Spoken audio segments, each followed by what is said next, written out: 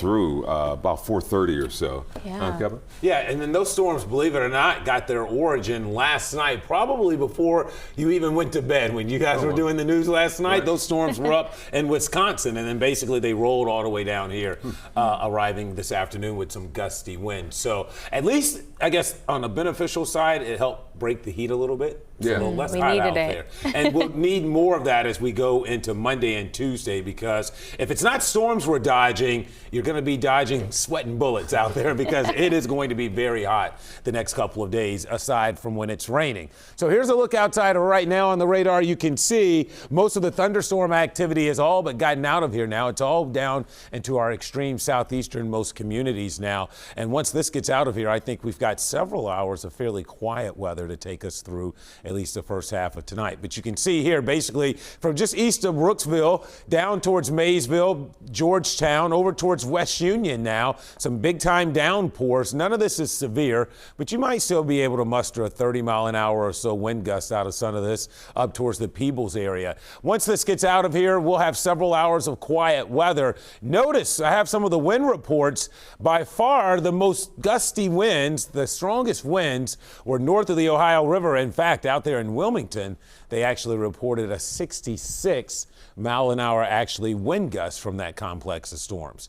Now, we're keeping a close eye on anything that tries to organize later on tonight up across the Great Lakes, because it too will likely take another turn to the south. I am already seeing some storms up along the southern end of Lake Michigan, and I'm keeping an eye on this activity back out here in Iowa to see if it may try to come our way as we get into the overnight hours, or should I say more likely pre-dawn hours on Monday. Maybe start the day with some showers and storms.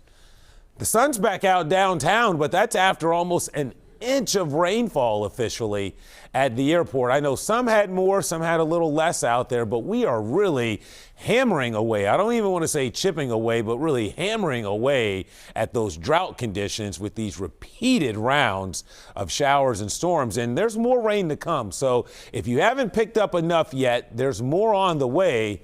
The downside, though, is, boy, when it's not raining, that July sun, it's just going to beat down and bake all that moisture out. It is going to be very humid, as is the case right now. We're 75 rain-cooled at the airport. It was a lot more uncomfortable earlier today before the storms got in here. So, in fact, you can see we could adjust the temperature trend because we're already down.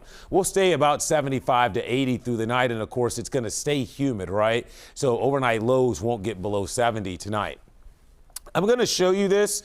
However, computer models, when you're dealing with these clusters of storms, they just do a horrible job on tracking them. In fact, you know, it's just now catching up with this afternoon's cluster of storms. And while I think it is generally quiet most of the night, I can't rule out overnight tonight or early in the morning on Monday that we very well may be dealing with another round of showers and storms that's not actually showing up on here. So that is certainly a chance overnight tonight into early tomorrow. It wants to try to fire some storms up in the heat of the humidity of the afternoon. If this were to be the case and we wait all day to get storms tomorrow, these would likely be on the strong to severe side. We'll have to see how that plays out. But again, I just don't think the computers are doing a very good job on showing a representation of our shower and thunderstorm chances.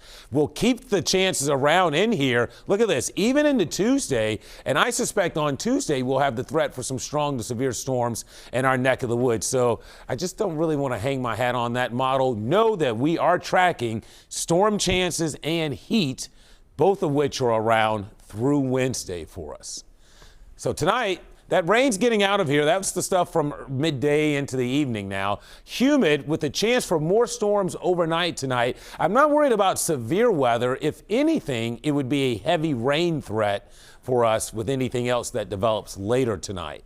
Tomorrow, question mark. If we have that early rain, we'll see how that plays out. Otherwise, feeling like it's close to 100 tomorrow, with temperatures expected to top out in the low 90s. And again, we'll have the threat for scattered showers and storms on Monday. Here's your 7-day forecast. So the next 3 days are weather impact days, as again, Curtis and Lindsay, if it's not storming, it's going to be uncomfortably hot out there, feeling like it's just short of 100. But we'll make up for all of this going into next weekend, especially Thursday, Friday, Saturday. That will be some fantastic feeling summer weather.